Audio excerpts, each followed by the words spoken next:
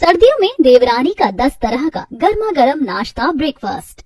सुबह सुबह का समय है। देवेश और रजत दोनों अखबार पढ़ रहे हैं। तभी देवेश की पत्नी हेमा वहां आती है। देवेश उसे देखकर कहता है, हेमा, सुबह के 7 बज गए हैं, लेकिन अभी तक हमें चाय नहीं मिली। बहू सोकर नहीं उठी है क्या अब तक? क्या बताऊं जी, जब से ठंड का मौसम शुरू हुआ है सविता 9 बजे से पहले सोकर ही नहीं उठती। भाभी, ठंड तो हमें भी बहुत लग रही है। आप बहू को जगा कर तो देखो ना, हो सकता है कि वो उठकर हमें चाय ही दे दे। ठीक है देवर जी, मैं जाकर सविता बहू को जगाती हूँ। ऐसा कहकर हेमा सविता के कमरे के बाहर दरवाजा खटखटाते हुए कहती है, बहू हो सविता बहू, अरे 8 बज गए हैं, अब तो उठ जा। तेरे ससुर जी को और चाचा ससुर जी को चाय पीना है। माँ जी, आप लोगों को ठंड नहीं लगती है क्या? और इतनी ठंड में मुझे इतनी जल्दी क्यों जगा रही हो? और सभी लोगों को उठने दो, तब मैं उठकर आऊंगी। ये भगवान, ये लड़की तो सुनती ही नहीं है, सिर्फ अपने मन की करती है। ऐसा कहकर हेमा वहां से चली जाती है। तब सविता का पति विनय कहता है, सविता, जब माँ बुला रही है तो तुम्हें जाना चाहिए। आखिर तुम इस घर की बहू हो, तुम्हारी कुछ जिम्मेदारी है। देखिए जी, इतनी ठंड में मुझसे इतनी जल्दी नहीं उठा जाता। मैं तो 1 घंटे बाद ही उठूंगी, समझे? ऐसा कहकर सविता अपना फोन चलाने लगती है। तो वहीं दूसरी तरफ अजय, विजय और अभय तैयार होकर हॉल में आ जाते हैं। अजय कहता है, आज भी भाभी अब तक नहीं उठी क्या? लगता है आज फिर मुझे ऑफिस के लिए देर हो जाएगी। भैया, मुझे और अभय को भी कॉलेज के लिए हमेशा ही देर हो जाती है, क्योंकि नाश्ता ही समय से नहीं मिलता है। वो लोग ये बात कर ही रहे थे कि तभी उनकी तीनों बहनें निकिता, रितिका और सौम्या भी तैयार होकर हॉल में आ जाती हैं और कहती हैं, माँ, भाभी नहीं उठी क्या? जिसको देखो आकर मुझसे ही पूछ रहा है कि भाभी नहीं उठी क्या, जैसे इन लोगों को पता ही नहीं है कि उनकी भाभी कितनी लेट उठती है। वो ये बात ही कर रहे थे कि तभी सविता उठकर आती है और सभी लोगों को देखते हुए कहती है, उठ गए सभी? चलिए, अब मैं आप लोगों के लिए चाय और नाश्ता बना देती हूँ। भाभी, आज मेरे लिए आप अंडर रोल बना देना। और भाभी, मैंने तो आपसे कहा था ना कि मुझे नाश्ते में पोहा बनाकर दे दिया करो। भाभी, मैं तो उपमा ही खाऊंगी। बहू, मुझसे तो नाश्ते में ये सब नहीं खाया जाता। मुझे और देवेश को तो तू ऑमलेट और पराठा बनाकर ही दे देना। बहू, ठंड में गरम गरम पकौड़े अच्छे लगते हैं, तू मेरे लिए थोड़े पकौड़े बना देना। भाभी, जब आप इतना सब कुछ बना ही रही हो तो मेरे लिए आलू के पराठे बना देना। कर लिया आप लोगों ने अपनी फरमाइशें? अरे ये घर है, कोई होटल नहीं है जो मैं इतनी सारी चीजें बनाऊं। मैं अभी जाकर सभी के लिए पोहा बना देती हूँ, सब लोग वही खाना। सविता रसोई में जाती है और पोहा निकालकर झटपट सभी के लिए पोहा बना देती है और साथ में चाय भी बना देती है और डाइनिंग टेबल पर बैठे सभी को चाय और पोहा देते हुए कहती है, ये रही चाय और पोहा, आप सभी लोग खा लीजिए।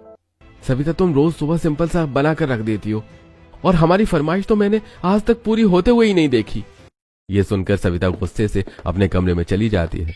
अगले दिन दोपहर में सविता अपने कमरे में बैठी हुई टीवी देख रही थी। तभी उसने एक नई डिजाइन की ड्रेस टीवी पर देखी और तुरंत ही अपनी सहेली अस्मिता को फोन लगाकर कहती है, अस्मिता, मैंने बहुत दिनों से शॉपिंग नहीं की, आज मुझे शॉपिंग करना है, तो मैं तुझे दोपहर में मिलती हूँ। तू मेरे साथ चलेगी? हाँ सविता, क्यों नहीं, तू रेडी होकर बाहर आ जाना, मैं 1 घंटे बाद तुझे बाहर ही मिलती हूँ। ओके। अब सविता तैयार होती है और सोफे पर बैठी अपनी सास के पास आकर कहती है, माँ जी, मैं शॉपिंग करने के लिए मार्केट जा रही हूँ, मुझे आने में शाम हो जाएगी। हाँ हाँ बहू, चली जा, लेकिन घर में सब्जियाँ खत्म हो गई हैं, आते आते सब्जियाँ भी लेती आना। ठीक है माँ जी, मैं जरूर ले आऊंगी। सविता अस्मिता के साथ मार्केट निकल पड़ती है। वो मार्केट पहुंचकर अपने लिए कुछ ड्रेस लेती है, उसके बाद कुछ परफ्यूम भी खरीदती है और वो दोनों बाहर खाना खाते हैं और घर वापस आ जाते हैं। जैसे ही सविता घर पहुंचती है तो उसकी सास हेमा कहती है, आ गई बहू, सब्जियाँ लाई है ना तू? अरे माँ जी, वो तो मैं भूल ही गई। तुझे कुछ भी याद नहीं रहता है, सिर्फ अपनी मतलब की चीज याद रहती है। सविता अपनी सास की बातों को टालकर अपने रूम में जाती है और चेंज करके टीवी चालू करती है और टीवी देखने लगती है। ऐसे ही शाम हो जाती है। तब हेमा सविता के पास जाती है और कहती है, सविता बहू, शाम हो गई है, जल्दी से जाकर खाना बना ले, वैसे भी ठंड में सभी को जल्दी भूख लग जाती है। हाँ हाँ माँ जी, मैं अभी जाती हूँ। सविता रसोई में जाती है और ठंड से हाथ मलते हुए अपने आप से कहती है, हे भगवान, इतनी ठंड लग रही है, ऐसा करती हूँ कि दाल चावल बना देती हूँ। अब वो दाल चावल चढ़ाती है। दाल चावल पकने के बाद वो सभी लोगों को लिए लगा देती है। दाल चावल देखकर सविता की सास कहती है, सविता बहू, ये क्या, तुमने सिर्फ खाने में दाल चावल बनाए हैं? माँ जी, आपको तो पता है कि मैं सब्जी लाना भूल गई थी और ठंड के मौसम में मैं और क्या ही बनाती। अभी खा लीजिए, कल नाश्ते में कुछ अच्छा बना दूंगी। ठीक है भाभी, कल आप अलग अलग तरह के पकौड़े बना देना, ठंड में पकौड़े खाने का मजा ही अलग है। वो पकौड़े बनाएगी, उसे सोने से समय मिले तब ना।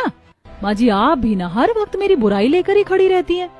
अब सभी लोग खाना खाते हैं। अगले दिन सुबह सविता रोज की तरह 9 बजे सोकर उठती है। तब हेमा कहती है, उठ गई बहू, जाकर जल्दी से सभी के लिए नाश्ता बना दे। और हाँ, तूने कल कहा था ना पकौड़े बनाने के लिए, ऐसा करना कि मेरे लिए आलू के पकौड़े बनाना। और तुझे तो पता है कि तेरी तीनों नंदों को गोभी और आलू के पकौड़े पसंद है और देवर को लौकी के, तो तू अलग अलग तरह के पकौड़े बना देना।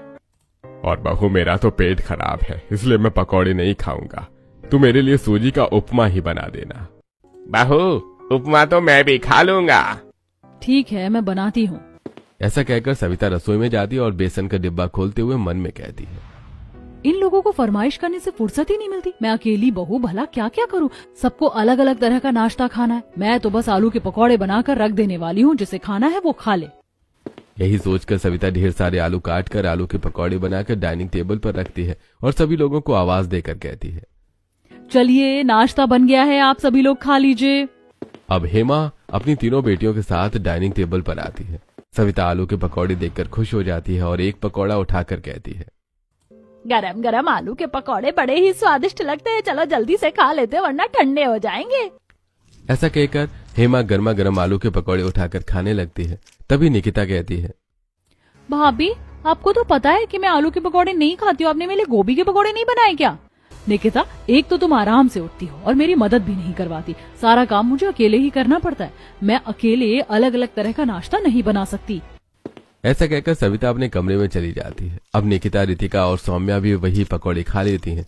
लेकिन जब देवेश और रजत डाइनिंग टेबल पर आते हैं तो सिर्फ पकौड़े देखकर रजत कहता है, अरे ये क्या भाभी, लगता है बहू रानी ने सिर्फ पकौड़े बनाए हैं। अरे मैंने तो कहा था कि मैं पकौड़े नहीं खा पाऊंगा, तो भी उसने कुछ और नाश्ता नहीं बनाया।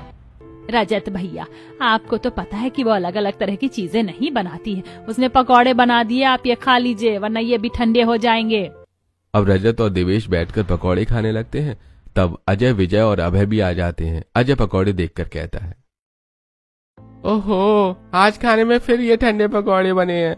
लगता है आज मुझे फिर से बाहर ही नाश्ता करना पड़ेगा। अरे इस घर में पसंद का नाश्ता तो शायद कभी मिल पाए। ऐसा कहकर अजय बिना नाश्ता किए चला जाता है। तब विजय कहता है, माँ ऐसे भी कौन सा बहुत बड़ा काम है जो भाभी किसी को भी पसंद का नाश्ता नहीं दे सकती, सिर्फ एक ही तरह का बनाकर रख देती हैं। विजय भैया ये तो रोज की बात है, इसमें नया क्या है? अब जो है मैं वही खा लेता हूँ, मुझे ऑफिस के लिए भी देर हो रही है। अब विजय और अभय भी पकौड़े खाकर ऑफिस के लिए निकल जाते हैं। ऐसे कुछ दिन बीत जाते हैं। रोज की तरह आज भी सविता लेट उठती है और रसोई में जाती है। तभी हेमा वहां आती है और कहती है, अरे सविता बहू जल्दी नाश्ता बना, सभी को भूख लगी है और सभी को अपने अपने काम से जाना भी तो है। हाँ माँ जी बस थोड़ा सा इंतजार कर लीजिए। तभी बेल बजती है तो सविता जाकर दरवाजा खोलती है और शीलाबाई को लेकर अंदर आती है और सभी लोगों से कहती है, आप लोगों को रोज अलग अलग तरह का नाश्ता चाहिए ना, तो मैंने आप लोगों के लिए सोल्यूशन निकाल लिया है। शीलाबाई बहुत अच्छा नाश्ता बनाती, आज से यही आप लोगों को नाश्ता बना कर देंगी। हाँ मैं आप लोगों को रोज नाश्ता बना कर दूंगी, महीने के 5,000 रुपए लूंगी। और एक बात और, जब मैं आएगी तो नाश्ते की सारी तैयारी आप लोगों को करके रखना होगा। मैं सिर्फ पकाएगी और सभी को एक साथ टेबल पर बैठना होगा। मैं एक एक करके किसी को नहीं देगी और एक बार नाश्ता देने के बाद सबसे पहले मैं खुद नाश्ता करेगी, उसके बाद ही दूसरा काम करेगी। तो काम वाली है या मालकिन, इतनी शर्तों के साथ काम करेगी? हमें इन शर्तों के साथ नाश्ता नहीं बनवाना है, तो जा यहाँ से। सविता मैम साहब मेरी भी कुछ इज्जत है, आपने मेरी बेइज्जती करने के लिए बुलाया था क्या? ठीक है मैं जा रही है। ऐसा कहकर शीलाबाई चली जाती है। तब सविता कहती है, माँ जी कितनी मुश्किल से मैंने नाश्ता बनाने वाली ढूंढी थी, आपने उसे भी भगा दिया। ये तूने मेड ढूंढी थी? ये मेड कम और मालकिन ज्यादा लग रही थी। कोई जरूरत नहीं है मेड लगाने की। वैसे भी हम मिडिल क्लास लोग इतने सारे पैसे नाश्ते बनाने के नहीं दे सकते हैं। देखिए अगर आप लोगों को मेरे हाथ का नाश्ता चाहिए तो मैं इतनी अलग अलग तरह का चीज बनाकर आप लोगों को नहीं खिला सकती। मैं आप लोगों को एक ही प्रकार का नाश्ता बनाकर दे पाऊंगी। सविता ऐसा कहकर रसोई में जाती है और पोहा बनाकर सभी के लिए ले आती है। सभी लोग चुपचाप पोहा खा लेते हैं और अपने अपने काम से चले जाते हैं। शाम को सविता की कुछ सहेलियां आती हैं। सविता उन्हें अपने कमरे में ले जाती है और ऑनलाइन पिज्जा ऑर्डर करके मंगवा लेती है। सभी सहेलियां मिलकर पिज्जा खाती हैं। काफी देर बातें करने के बाद वो लोग अपने अपने घर में चली जाती हैं। तब हेमा सविता के कमरे में आती है और कहती है, अरे बहू तेरी सहेलियां चली गई तो जाकर खाना बना ले, काफी देर हो गई है। ठीक है माँ जी, मैं कमरे की सफाई करके अभी आती हूँ। अब हेमा वहां से चली जाती है। सविता कमरे की सफाई करती है और फिर रसोई में जाती है। फिर वो जल्दी जल्दी वेज पुलाव बनाती है और सभी के लिए परोस देती है। वेज पुलाव देखकर विनय कहता है, ये क्या सविता, तुमने वेज पुलाव बनाकर रख दिया है? अरे खाने में कुछ अच्छा नहीं बना सकती थी क्या? नाश्ता तो तुम अच्छा देती नहीं हो, तो कम से कम खाना ही अच्छा दे दिया करो रात का। विनय, वेज पुलाव में क्या बुराई है? लेट हो गई थी इसीलिए इतनी जल्दी कुछ और नहीं बन सकता था, आप खा लो। वैसे भाभी, अगर आप लेट नहीं हुई होती तो भी ऐसा क्या ही बना देती, एक तरह का ही तो खाना बनाती हो आप। कमियां निकालना तो कोई आप लोगों से सीखे। वैसे इतने सारे लोगों का खाना एक साथ मुझसे अलग अलग नहीं बनाया जाएगा, मैं आपको पहले भी ये कह चुकी हूँ। ठीक है बहू, कल सुबह तू नाश्ता मत बनाना, मैं खुद ही बना लूंगी। तेरा बस चले ना तो हमें भूखा ही मार दे। अपनी सास की बात सुनकर सविता गुस्से से अपने कमरे की तरफ चली जाती है। अगले दिन सुबह सुबह हेमा उठकर रसोई में जाती है और नाश्ता बनाना शुरू करती है। वो अपने पति और देवर के लिए उपमा बनाती है तो अपने तीनों बेटियों के लिए ब्रेड सैंडविच बनाती है और अपने बड़े बेटे विनय के लिए छोले बनाती है। अजय, विजय और अभय के लिए वो दाल ढोकले बनाती है। अलग अलग तरह का नाश्ता बनाकर वो सभी के लिए लगा देती है। उसके बाद टेबल पर बैठते हुए कहती है, चलो आप सब लोग अपना अपना नाश्ता कर लो। सभी लोग नाश्ता करते हैं और अपने अपने काम से चले जाते हैं। शाम को अजय घर आता है तो अपने पिताजी से पूछता है, पिताजी, माँ कहाँ है? बेटा, तेरी माँ की तबीयत ठीक नहीं है तो वो अपने कमरे में आराम कर रही है। अजय हेमा के कमरे में जाता है, उसकी तबीयत पूछता है तो हेमा कहती है, क्या बताऊं बेटा, इस बुढ़ापे में इतना काम कर लिया इसीलिए पैरों में दर्द हो गया है। आपको इतना काम करने की क्या जरूरत है? बेटा, तू तो जानता है कि सविता कितनी लापरवाह है, इसीलिए सोचा आज नाश्ता मैं ही बना लूं। वैसे आज तेरी मौसी का फोन आया था, वो तेरे लिए एक अच्छी लड़की बता रही थी। लड़की गांव से है लेकिन खाना बनाने में और काम करने में बड़ी अच्छी है। तू कहे तो बात चलाती हूँ। ठीक है माँ, अगर तुम्हें वो लड़की पसंद है तो, और वो हमारे इस घर की जिम्मेदारी उठा सकती है तो तुम शादी के लिए हाँ कर दो। अगले दिन फोन करके हेमा अपनी बहन से बात आगे बढ़ाने के लिए कहती है। 3-4 दिनों बाद ही वो लोग शिल्पा को देखने जाते हैं। शिल्पा सभी को बहुत पसंद आती है और इस तरह शिल्पा और अजय का रिश्ता पक्का हो जाता है और कुछ दिनों के अंदर ही उनकी चटमंगनी और पट ब्याह हो जाता है और शिल्पा शादी करके अपने ससुराल आ जाती है। अगले दिन सुबह शिल्पा अपनी सास के पास जाती है और कहती है, माँ जी, आज नाश्ता मैं बना लेती हूँ, बताइए नाश्ते में क्या बनाना है? अरे नहीं नहीं बहू, आज तुम्हारे ससुराल में पहला दिन है, तुम कल से बनाना, आज तुम्हारी जेठानी बना देगी। अब शिल्पा हॉल में बैठकर सभी से बातें करती है। शिल्पा देखती है कि सविता काफी देर बाद सोकर उठती है। उसके बाद सभी लोग उससे अलग अलग तरह के नाश्ते की फरमाइश करते हैं, लेकिन सविता रसोई में जाकर सभी के लिए अंडा रोल बना देती है। मजबूरी में सभी को वही खाना पड़ता है। ये देखकर शिल्पा अपने आप से कहती है, कल से नाश्ता मैं बनाऊंगी और जिसको जो चाहिए नाश्ते में वही बना कर दूंगी। ऐसे ही आज का दिन बीत जाता है। अगली सुबह शिल्पा जल्दी उठ जाती है और हॉल में जाकर देखती है तो उसके सास ससुर बैठे बातें कर रहे थे। शिल्पा को देखकर हेमा कहती है, अरे बहू, इतनी ठंड में तू इतनी जल्दी उठ गई, थोड़ा आराम से उठना था। नहीं नहीं माँ जी, आज मैं आप सबको अपने हाथों से बना हुआ नाश्ता खिलाऊंगी। आप सभी बता दीजिए कि आप लोगों को क्या खाना है, तब तक मैं तैयारी कर लेती हूँ। ये सुनकर रजत, देवेश और हेमा बहुत खुश हो जाते हैं। हेमा कहती है, हाँ हाँ बेटा ठीक है, तू मेरे लिए पोहा बना लेना। बहू, मैंने बहुत दिनों से इडली सांभर नहीं खाए, तो तू हम दोनों भाइयों के लिए इडली और सांभर बना देना। ठीक है माँ जी, तो तब तक मैं ये नाश्ता बना लेती हूँ, फिर बाकी लोग जब उठेंगे तो उनके लिए मैं उनकी पसंद का नाश्ता भी बना लूंगी। शिल्पा रसोई में जाती है तो देखती है कि रसोई में 2 चूल्हे वाला गैस है। ये देखकर शिल्पा अपने आप से कहती है, अरे ये क्या, ये तो सिर्फ 2 चूल्हे वाला गैस है। मैं इतने सारे लोगों के लिए अलग अलग नाश्ता 2 चूल्हे वाली गैस में कैसे बनाऊंगी? अब शिल्पा नाश्ता बनाना शुरू करती है। सबसे पहले वो पोहा बनाकर अपनी सास को देती है। उसकी सास गरम गरम पोहा देखकर खुश हो जाती है और खाने लगती है। फिर वो रसोई में जाती है और गर्मा गर्म इडली और सांभर बनाती है और अपने ससुर और चाचा ससुर को लाकर देती है। वो लोग भी नाश्ता कर लेते हैं। तब तक उसकी तीनों नंदे उठकर आ जाती हैं। उसके पूछने पर निकिता कहती है, भाभी मेरे लिए तो आप ब्रेड सैंडविच बना देना, और भाभी मेरा तो सूजी का हलवा खाने का मन कर रहा है, भाभी मुझे ढोकले बना देना। शिल्पा रसोई में जाती है और सबसे पहले वो ब्रेड सैंडविच बनाकर निकिता को लाकर देती है। फिर सूजी का हलवा बनाती है और रितिका को लाकर देती है। फिर दोबारा रसोई में जाती है और ढोकला बनाते हुए मन में सोचती है, 2 चूल्हे वाला गैस होने की वजह से मुझे नाश्ता बनाने में इतनी देर लग रही है। अगर ये 5 चूल्हे वाला गैस होता तो मैं बहुत जल्दी नाश्ता बना लेती। तब तक विजय, अजय और विनय भी वहां आ जाते हैं। शिल्पा के नाश्ते की पसंद पूछने पर विजय कहता है, मेरे लिए तो आलू के पराठे बना दो। और मेरे लिए ब्रेड ऑमलेट। और हम दोनों भाइयों के लिए तो छोले भटूरे बना दो। अब शिल्पा रसोई में जाती है और आलू उबालने के लिए रखती है। साथ ही वो आटा लगाती है। सबसे पहले वो आलू के पराठे बनाती है और विजय को ले जाकर देती है।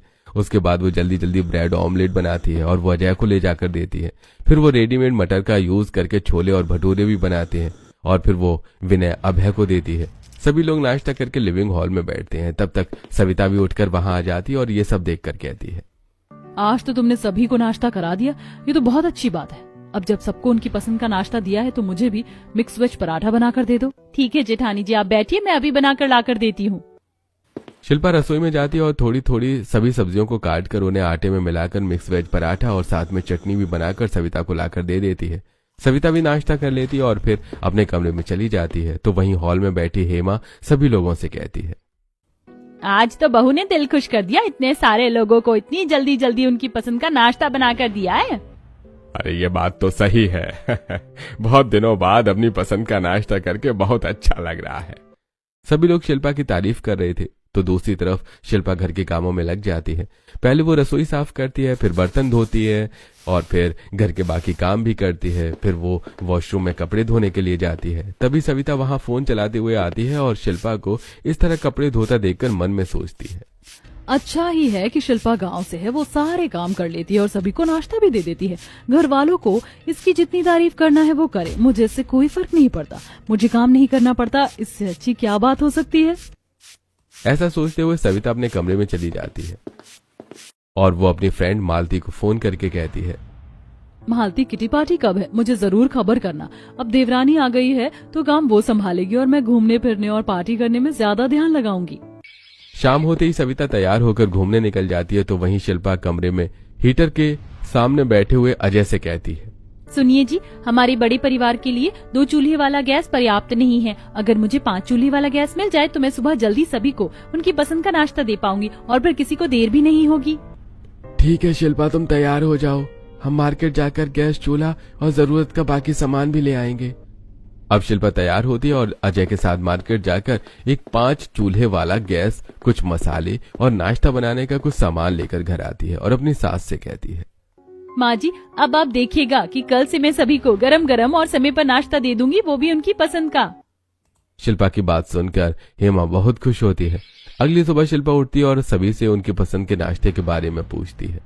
सभी अपनी अलग अलग फरमाइश करते हैं। शिल्पा रसोई में जाती है और नाश्ता बनाना शुरू करती है।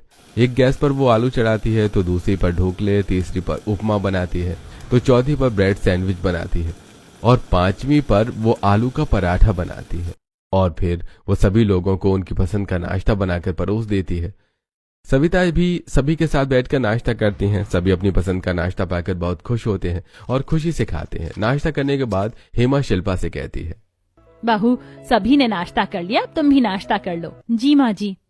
शिल्पा नाश्ता करती है और घर के कामों में लग जाती है।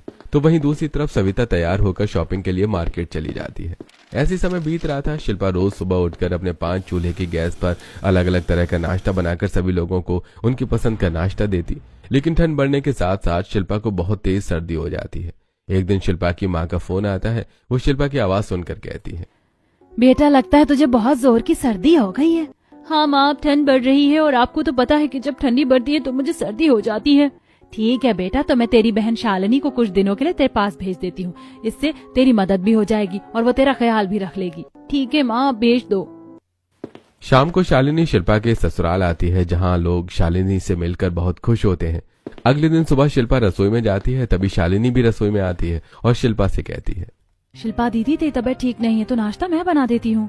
नहीं नहीं शालिनी, कोई बात नहीं, मैं नाश्ता बना देती हूँ, तुम बस मेरी मदद कर दो। शिल्पा और शालिनी सभी के पसंद के नाश्ते की तैयारी करते हैं। शिल्पा गैस के 5 चूल्हे जला लेती है। फिर वो एक गैस पर पकौड़े बनाती है, दूसरे पर ब्रेड सैंडविच बनाती है और तीसरे पर वो आलू का पराठा बनाती है। चौथे पर बेसन का चीला बनाती है और 5वें पर वो सभी के लिए खीर और पूड़ी बनाती है। फिर शालिनी सभी को नाश्ता परोसती है। नाश्ता करते हुए हेमा कहती है, अच्छा किया शालिनी बेटा, जो तुम शिल्पा की मदद के लिए आ गई। वैसे भी तुम्हारे आने से घर में बड़ी रौनक लग रही है। हेमा ऐसा कह ही रही थी कि तभी सविता वहां पर आ जाती है। शालिनी सविता से कहती है, सविता भाभी बैठिए, आपके लिए मैं भी नाश्ता लगा देती हूँ।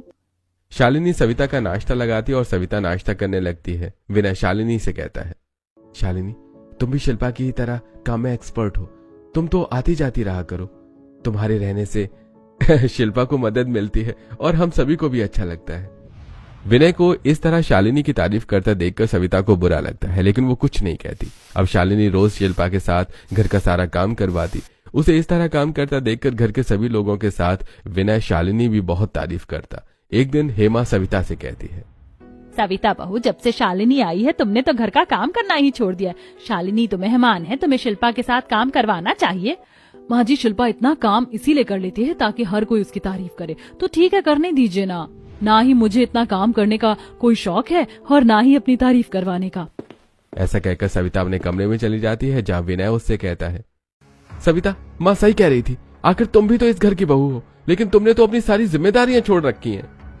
अरे आप लोगों को क्या प्रॉब्लम है मुझसे? अगर शिल्पा सारा काम कर रही है तो करने दीजिए उसे। वैसे भी इतना सारा काम और इतनी सारी जिम्मेदारियां मुझसे नहीं संभलती।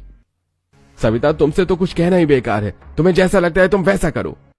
विनय गुस्सा होकर रजाई ओढ़कर सो जाता है। अगले दिन सविता अपनी किटी पार्टी के लिए तैयार होकर बाहर जाने के लिए अपने कमरे से निकलती है कि तभी वो सुनती है कि हॉल में बैठे विनय हेमा से कह रहा है, माँ, सच में शालिनी बहुत अच्छी लड़की है। उससे अच्छी लड़की हमें नहीं मिलेगी।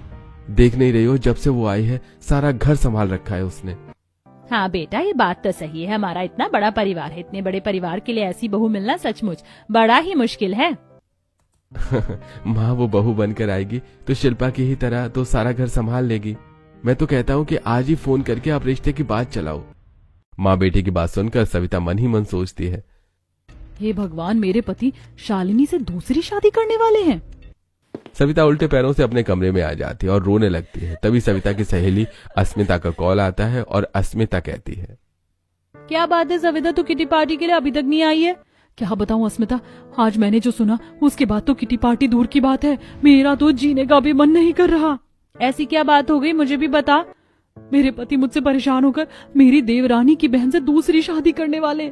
आज मैंने अपने कानों से उन्हें ये बात करते हुए सुन लिया और वो चुड़ैल भी मेरे ही घर पर रह रही है। लेकिन तूने उसे बुलाकर अपने घर पर रखा क्यों? यार, तुझे तो पता है कि मुझे घर का काम करना पसंद नहीं है। शिल्पा की थोड़ी तबीयत ठीक नहीं थी तो वो शिल्पा की हेल्प करने के लिए आई थी।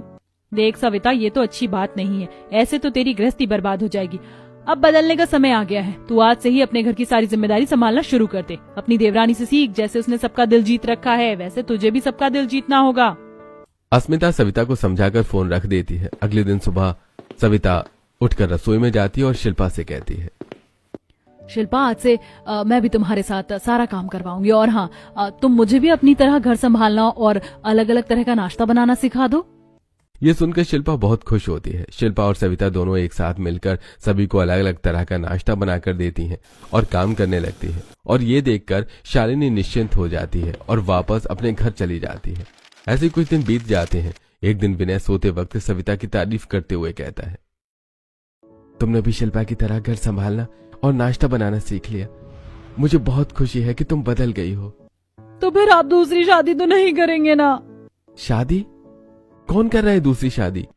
उस दिन मैंने आपकी और माँ जी की बातें सुन ली थी कि आप शालिनी से दूसरी शादी करना चाहते हैं। ये सुनकर विनय जोर जोर से हंसने लगता है और कहता है, अरे शालिनी से दूसरी शादी मैं नहीं करना चाहता, बल्कि चाचा जी के बेटे की शादी की बात कर रहे थे हम दोनों।